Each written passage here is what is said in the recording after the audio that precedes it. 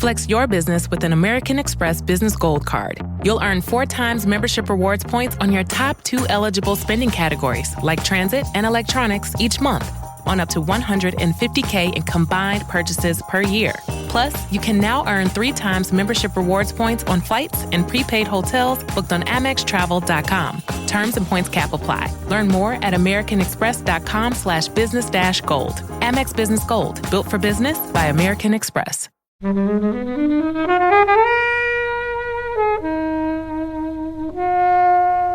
think it was better than I expected, but I found some bits quite bizarre, and I can't believe this is like Edgar Wright. At some points, it felt a little bit like an Emmerdale special with the scripting and some of the way the scenes were lit, and it just felt a little bit weird, and I don't know whether that was intentional. I mean, Edgar Wright's famous for kind of comedic brand of horror, but this, I think, is trying not to be that, but I couldn't help but kind of laugh as I watched, just because I get very scared of anything. But this, it felt very camp and goofy. Hey everyone, and welcome to this episode of Flixwatcher podcast. Today I'm joined by Sarah. Hi. Meg. Hi. And Helen. Hello. And we're going to be talking about Last Night in Soho. So thank you as always to the mighty people for their mighty tunes, and thank you to Ben from Rockwood Audio for his editing skills on this podcast. Please do remember to head to Spotify and Apple Podcasts or anywhere else you can do a rating and give us a 5-star rating and a glowing review. And also, if you want to join in the conversation with us, do find us on Twitter at FlixWatcherPod or on Instagram at FlixWatcher.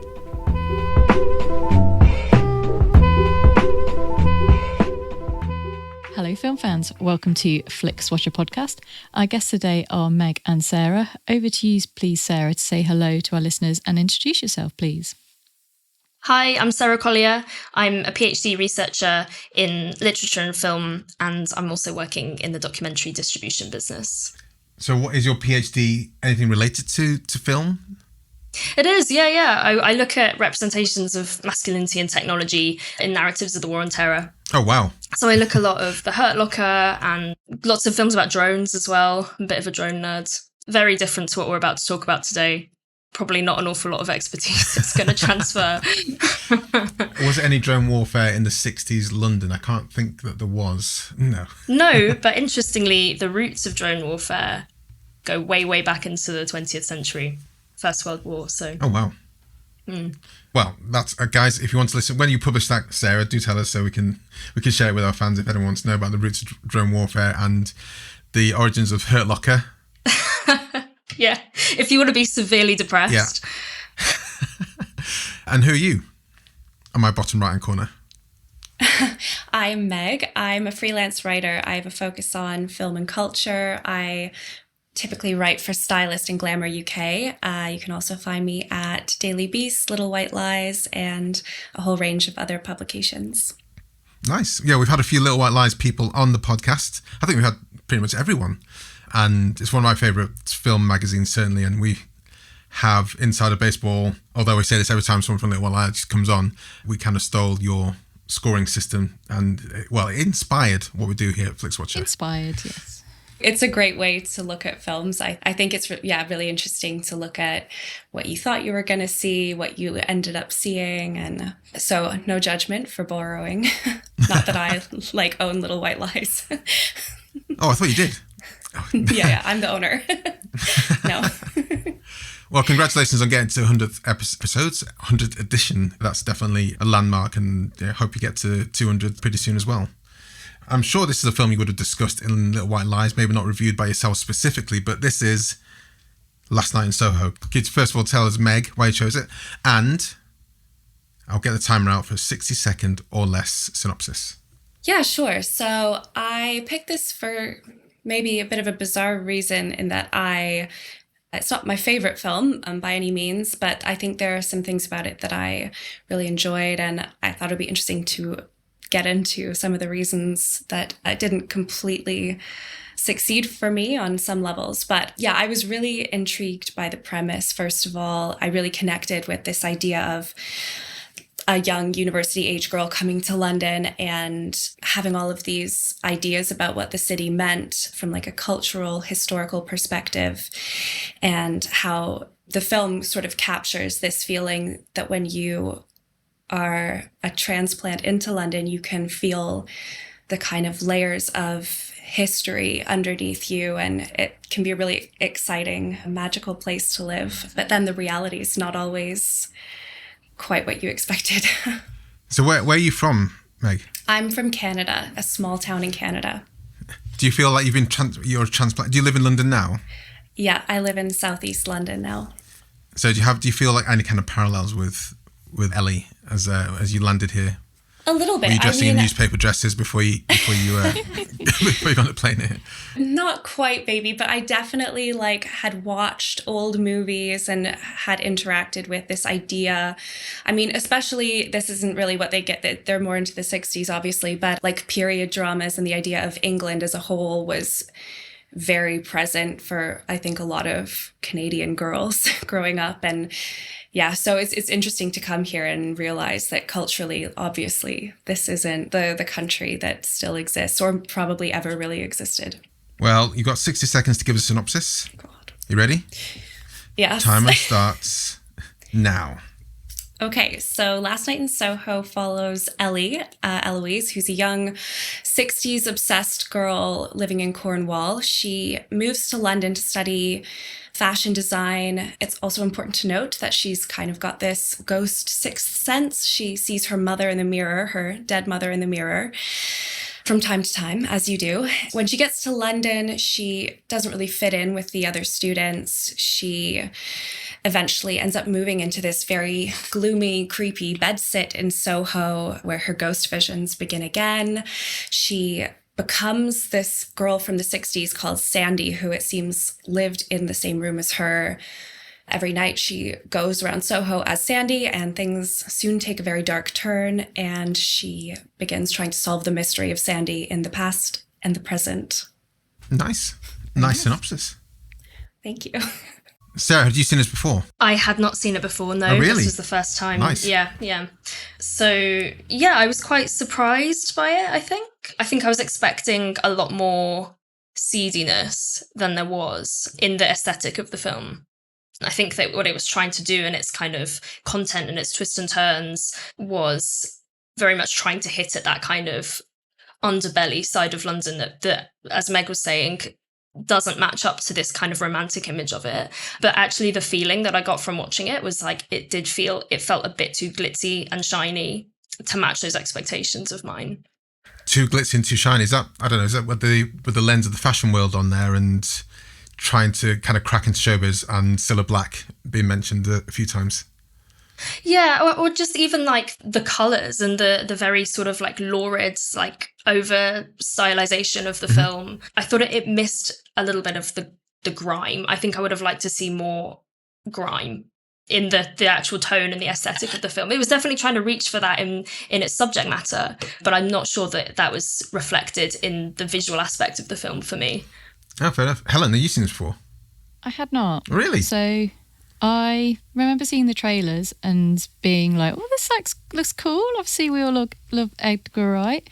And then I did what you should never do, and I read some discourse online and went, ooh, maybe I don't want to see that. And it went off the cinema. And then it came on Netflix, and I was like, oh, I hope someone's going to pick this so I can find out what it's really all about and put all my fears of the discourse away. And I think it was better than I expected, but I found some bits quite bizarre, and I can't believe this is Edgar Wright. At some points, it felt a little bit like an Emmerdale special with the scripting and some of the way the scenes were lit, and it just felt a little bit weird. And I don't know whether that was intentional or whether, I don't know. I really don't know. There's a lot of puzzling things about it, and yeah, I kind of feel a little bit the same in that it still didn't really feel much like London, even though it was kind of going, oh, this is sort of the reality of London. And I found the students at school a bit unrealistic for modern day students. There was moments when it took me out of kind of the magic and the world building it was doing with some slightly strange choices. And there was some slightly wacky accents. And I was a bit like, oh, I'm not sure about this. So I think I'm kind of landing in the middle. So yeah, I would love to hear what Meg's kind of things she enjoyed and didn't enjoy are, to see if there's any overlap, because I thought Anya Taylor-Joy was great. I'm not sure about I've forgotten her name. Thomasin McKenzie. Yeah, I wasn't sure about her casting in this, and that just might have been the accent thing. So yeah, there was a couple of bits where I was like, oh, not sure about that. Go on, Meg. What did you like and not like the first time, and was that? Yeah. Did that happen again? Well, I feel like what I like is basically what I've already said, in that I really like the ideas behind it, and I can see what, perhaps is being aimed for, but it kind of, falls apart, I think, in a lot of ways in how it's executed. It ends up feeling, I think this sort of whole third act feels incredibly goofy and hard to take seriously. I mean, Edgar Wright's famous for kind of comedic brand of horror, but this, I think, is trying not to be that, but I couldn't help but kind of laugh as I watched the end of this film, just because I get very scared of anything, but this, I was like, okay, hands are coming. It felt very camp and goofy, and like someone had watched some old horror movies and thought, oh, that could be scary, and tried to shove it in. But yeah, I think that is one of when I really checked out was in how it tried to kind of conclude itself as a full-on horror. We can't give spoilers here, of course. So if you want to be specific about which any sections you want to check out in.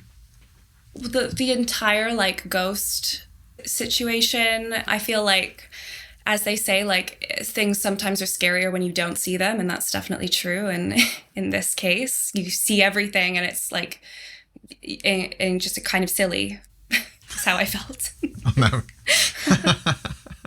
I think that's what I mean by the lacking of grime in it as well, and like wanting it to feel a bit seedy, is because all of that kind of bleakness that it should have had was totally overshadowed by that goofiness.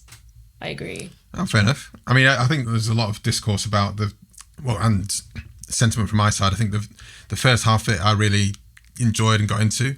And I think some of this kind of the setup into Ellie going into Soho in her dreams or reality, which is true, which is not, kind of thing, and at the same time uncovering the story of this girl, and that helping her in her artistic side of things and manifesting in her real life. I thought it was really kind of interesting.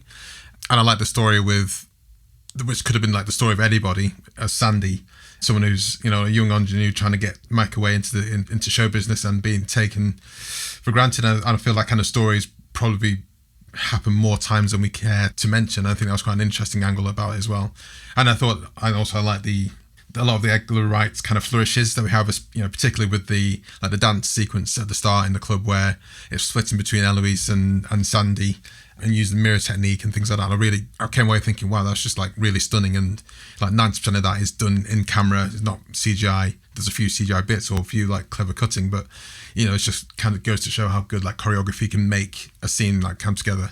Matt Smith, I always find him weird as a baddie. I'm not sure. He's a great actor, but like in this and Game of Thrones, when he's a bad guy, I'm like, oh, it's Matt Smith. But he does a good seedy guy in places. So yeah, but I think as it gets to more kind of manifestation of the ghost, I do not check out, but I'm like, I didn't see this. I didn't see it go in this direction, and it's a bit. I don't know. I feel it could have. I would have loved it to end a different way. I don't know what other way it would have ended, but it would have been nice to maybe carry on that kind of on a different track, I think. I agree. I definitely agree with the choreography as well. I think there was some, as you say, some really beautiful flourishes in it. And I love that kind of like mirroring sequence at the very beginning when she goes into that kind of underworld. That's really cool. I love the costume design and sort of Ellie's transition from 60s kind of glamour person to going into like her goth phase as she becomes more disillusioned with the world. I really liked all of that. But yeah, I just thought at the end that there was so much plot in that last third that I just don't think needed to be there. And yeah, as Meg was saying, the horror comes from that kind of unknowable, and yeah, the fact that some things aren't ever going to be known, and that just evades our comprehension as mortal beings. And so then when everything is given to you as on a plate, and it's like, oh, it's really neatly wrapped up and explained, and it's because of this actual very kind of material reason that I don't know is faced by so many people, that it just yeah, I don't know. It was a little bit too neat at the end, but at the same time, really quite bloated in terms of its plot. Definitely feels that he spent a lot of time accomplishing like the technical mirror shots in that very early part of the film, and then got to some point and was like, oh, we have to finish this. Like, how are we going to finish it? Right, we're going to do that, and we're going to do that, and we're going to do like loads of creepy ghost men in the street, but they're going to look a bit cheesy because we've like blown all our budget on the mirror stuff, and like it'll be fine. People won't mind. He did it, and the kind of the big reveal that he didn't will completely blow everyone's mind, even though we got to that point and went, oh yeah, we kind of saw that coming. Sorry. I didn't see that coming, but I'm like the last person to plot ahead and find any twist in any kind of film, so that's not a surprise in this case. I want to talk a bit about the other students, because I can't remember if it was Meg or Sarah that pointed about the characters. And in this one, on this rewatch, I saw it at the cinema. On this rewatch, I remember thinking, what is Jocasta exactly? I just don't get how anyone can be that ridiculous as a person. And obviously, there must be these people, and obviously, this is a story of this particular group of people, so there are people like that, but also it just felt a bit incredible that you're like meeting someone for the first time in university and you're such an knobhead to people. It just didn't ring true to me in a way. Yeah, there's definitely not a lot of subtlety going into creating those characters. I think, again, because there's so much plot being shoved at you so quickly, it felt like they had to very quickly establish, like, these are mean girls. Yeah. They say mean things every time they speak to you. So yeah, caricature of a caricature is a good way to put it. Although I watched it with my partner and he did instantly understand the type of character being drawn and said, oh, I know girls like that. So yeah, I mean, I guess it serves a purpose in terms of story, but is also a lot of the rest of the film kind of hammy and very unbelievable. I want to see Jocasta's CV. Like, is she a mature student? Like, I don't understand how she's come into her first year of uni with so much life experience. Well, she must have taken a gap year before Yeah. But yeah, I just felt there's no. I don't know if you'd be so miserable or so horrible to someone, that, especially if they're going to be your roommate. I mean, that as well, like, do shared dorms exist in like now still? Like, yeah, they exist in certain central London universities, I can confirm. They existed in Sheffield when I was there, and I specifically chose the hall's residence I was in because it didn't have any shared dorms. So I know it did. I mean, this was 20 odd years ago, so things have changed, obviously, in the Sheffield. Is there anything else you guys want to say before we head to the scores, where we obviously go a bit deeper into it? But again, where are you with Edgar Wright films in general? Which are your favourite ones? And obviously include Spaced in the mix as well, if you want to talk about that. Yeah, I mean, I really loved Baby Driver. I thought it was really fun and so, stylishly made. And he's able to kind of create films that feel like completely orchestrated in a musical way. And I think that film obviously did that so well. And this one almost did and then didn't. So yeah. So this is our fourth, I think, Edgar Wright film. We've had Shaun of the Dead, Baby Driver, and Scott Pilgrim versus the World. Hot Fuzz as well. We haven't done Hot Fuzz. Yeah, it is his, but it's not on. No, so we've never recorded. It's always on ITV3. I think it's like ITV2 or 3. It's always on there. They have exclusive rights for Hot Fuzz. Yeah, I was saying, sorry, Sarah, in our 300 plus episodes, 380 plus episodes, is it 380? No, it's 300 plus episodes that we've recorded Baby Driver, Shaun of the Dead, and Scott Pilgrim. We haven't done Hot Fuzz yet. I see. So when that does come to Netflix and anyone chooses it, please do come and record it with us because we'd like to complete the set. What are your thoughts, Sarah, on Edgar? So I really like Hot Fuzz, hence my eagerness to bring it up. Because I guess I grew up somewhere that's very much like Hot Fuzz. You grew up in Sandford? I think he depicts... I grew up on the Welsh border where it's very kind of rural and its own kind of little microcosm, and it appears very sort of flat, but there's so much kind of little sub-narratives of people's lives going on all the time. And so I actually had a similar kind of experience as Ellie going to London when I was 18 as well. So I guess that's something that I can relate to with that film. Did you live in a dorm with an absolute well, I don't want to say the bad word. With someone who isn't very nice to you on first viewing? No, I didn't, thankfully. Yeah, I was in a dorm with 11 very nice people, but now thinking that I lived with 11 people makes me shiver. So I'm glad those days are over. But yeah, I really liked Hot Fuzz because I think that he is just really good at that kind of very incisive, perceptive look into this kind of English culture that we like to oppress, and we like to pretend that it's all very above board and la-di-da, but it's not really. So yeah, so I like that very much. Yeah, Helen, we've had, like I said, Edgar Wright a few times in here. I think I can't remember you being a fan generally. Yeah, I'm very much Shaun of the Dead and Hot Fuzz era Edgar Wright and Spaced. I love the silliness and then the slightly cleverness as well, and the repetition type humour does it for me. And like zombie films, so yeah, that's we have had Baby Driver, and I think when we revisited it, there's some involvement with various cast members that kind of like slightly soured it. But I think in terms of what he did with kind of amping it up to bringing like a completely polished Hollywood film, and with the audio as well, just makes this feel so strange because the ingredients are all sort of there, but he's just not managed to pull it off. So yeah, I want to see what he does next, and I hope he kind of doesn't do more like this and kind of either does funny and silly or Baby Driver sort of polished. Well, with that, shall we head to the scores? Let's do it.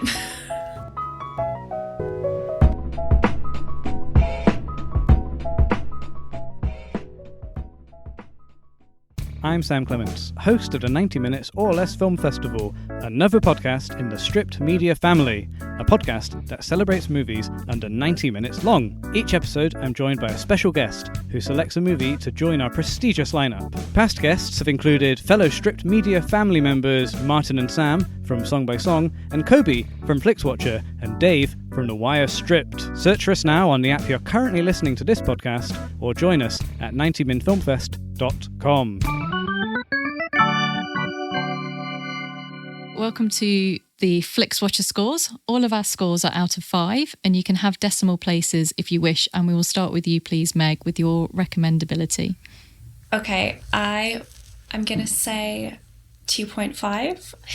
I do think there's a lot to see in it, and with all of the mirror sequences and the really interesting camera work we've talked about, it's definitely worth seeing, I think, once, but it definitely wouldn't be the first film I recommend to someone.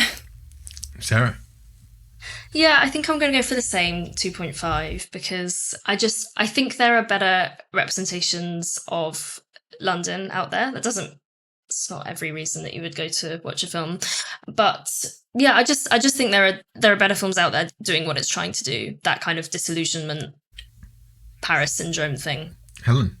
Yeah, I'm going to get a little bit higher. I'm going to give it a 3. I know a lot of people have watched it and really enjoyed it, and I think if you kind of really do like 60s London, whether it's kind of like super stylized or not, you might enjoy this a little bit more. But I am really glad I watched it. So yeah, I'm generous 3.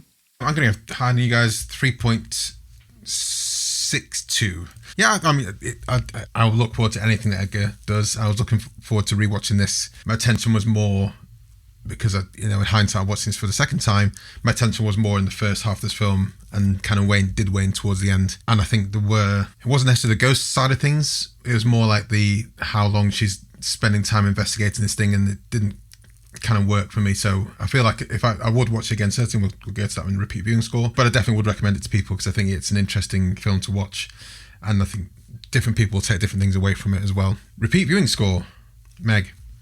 I'm going to say 2. I don't feel particularly drawn to see it again. This is your second time, right? Yes, yeah.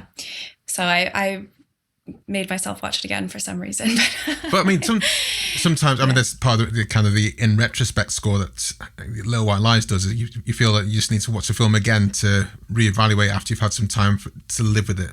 So I can understand why you want to watch it, because there are definite things in there that are worth watching again. But you're just saying that now you've seen it twice, it's not really going to be something you're going to revisit often. Yeah, I don't think there's any like leaves stones unturned for me. So it was a 2. Sarah? I'm going to go for a 3 because I think I would want to give it another chance. I know it's divisive. Some people have come away saying they really hated it, and then other people have really loved it. So I want to try to go back to it and see it with more of an open mind. Helen?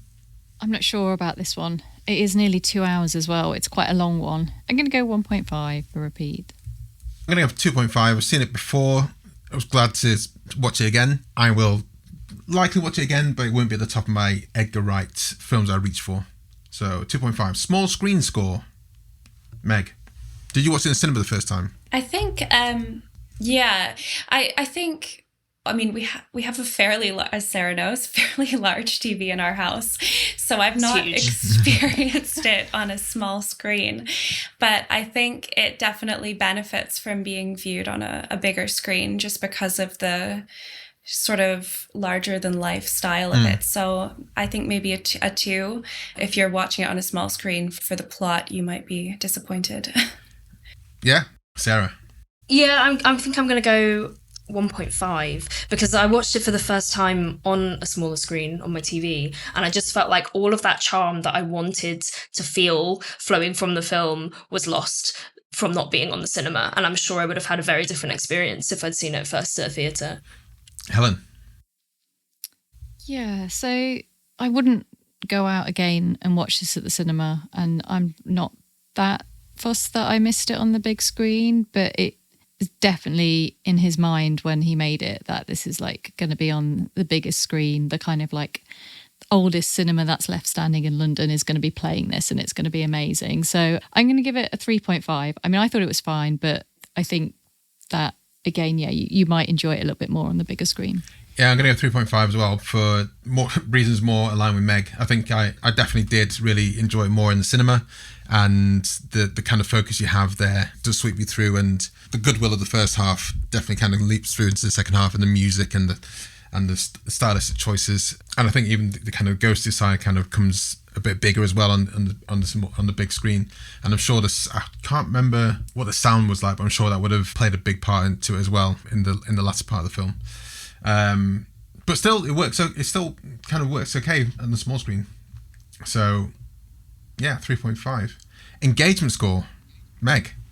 Okay, I put 3.5 purely from the perspective of someone who hasn't seen it before. I think it is one of those films where you wonder what happened, and you're guessing and you're trying to come up with like a hypothesis about what's happened. So you do kind of want to see it through, I think. Sarah? Yeah, I'm going to go the same. I'm going to go 3.5. I think, yeah, same reasons. I guess I wasn't looking at my phone that much throughout it, but apart from at the end when it's, I think if it was 90 minutes, it would have been a phone-free viewing, but, it tipped it over the edge. Helen? Oh, if this had been a 90-minute film, like, imagine what we could have lost, and it could have been, like, really good. I'm going to give it a 3. It's a bit bloated, and yeah, you're just kind of like, come on, wrap it up. Let's do it. Let's get to the end. Oh, the house is on fire. Oh, okay. Are we finished yet? That's fine. Yeah, 3. Yeah, let's go for 3 as well. It's 4 for the first part, 2 for the second half, so average out at a 3 there. That gives us an overall score of 2.69. 500, which is lower than I thought it would be going into this. I would have thought it'd at least clear a 3. So yeah, should we head over to Twitter, guys, to find out what our Twitter followers were saying? I don't know why I call them Twitter followers, because that's nonsensical. X's now, aren't they? No. It's just no. Yeah. I can still type in twitter.com and get to the page I want to get to, so it's still Twitter. So do follow us, guys. If you don't already, we are at Flixwatcher Pod on Twitter. And do follow us because we talk about film and stuff in general. And before we record, we do put shout-outs asking for your voices into the pod. Look out for a tweet saying something similar to this. We're reviewing Last Night in Soho at Sarah Collier and at Words by Meg. Have you seen it? Tell us your thoughts and a score out of 5 stars for an on-air shout-out on this very podcast. So we had a couple. Meg, do you want to say the first one? Sure. Okay. So John Loftus says, fantastically visually inventive, really uses Soho to great effect. The 3 leads are superb, and it's so good to see the legendary Stamp and Rigg on screen too. 4 stars. We didn't talk about Terence we should have Stamp or Diana Rigg, did spoken we? about Diana Rigg. Yeah, absolutely. I think this was her last film. Yes. Yeah. Legend. And Edgar, I mean, talking about Hot Fuzz, Edgar does like to work with legendary actors. Hot Fuzz had a super deep bench, and having Diana Rigg and Terence Stamp is leaning into that kind of history of his kind of filmmaking. I thought Diana Rigg was interesting in this, but I thought Terence Stamp was great fun in this, and I didn't realise. I really liked the twist actually that was played out there. And on a rewatch, I was looking out for the hints that he was supposed more on the good side than on the sketchy side. He uses his actors really, really well, and really kind of uses them to manipulate the viewer. Sarah, do you want to say the next one? Yeah, so Liam H. Dempsey says, much better on second watch when you know you're in for something different from Wright's usual fare. Visually, it's a stunner, and while the story doesn't always quite match the visuals, it's still an enjoyable giallo-flecked ride with an excellent supporting turn from Matt Smith, 3.5 stars. See, this is why I've got to come back to I mean, this is why I was excited to come back to it, because I was like, okay, now I know where it's going. Can I see the tracks that have been laid? But thank you very much, guys. Please tell us where we can find you online, on Twitter, and also tell us briefly about the new podcast, which is due to come out soon, so they can definitely look out for you. Yeah, so I'm on Twitter at Words by Meg. I don't know, I feel like my Twitter engagement is slowly dwindling as it becomes more and more X-ified. It's sad. I want to tape like a little blue bird into the corner of my screen over top of the X. What about when your screen resizes? You're just going to move the blue bird around? Yeah, I'll just have to move it around on my screen to cover it up. And yes, so we're working on a film podcast together, Sarah and I. Do you have a name yet? We have a name. It is going to be called Screening the City. And the basic premise will be to look at films through the lens of different cities around the world. Awesome. Sounds good. Yeah, just leave it at that. Well, guys, we'll look forward to that coming live, and do tell us when it's live, and we'll share it with everyone who's listening to this podcast so they can re-engage with you, hopefully. Sarah? Yeah, no, you could get me at Sarah Collier, Colr, on x.com. Again, my Twitter is slowly dwindling, but I'll be hopefully coming back to life through this and other podcasting forays. Well, thank you very much, guys, for listening. And Sarah, Meg, say goodbye to everyone. And also Helen. Bye. Thanks for coming on. Cheers, guys. Bye. Bye. Bye. Thank you.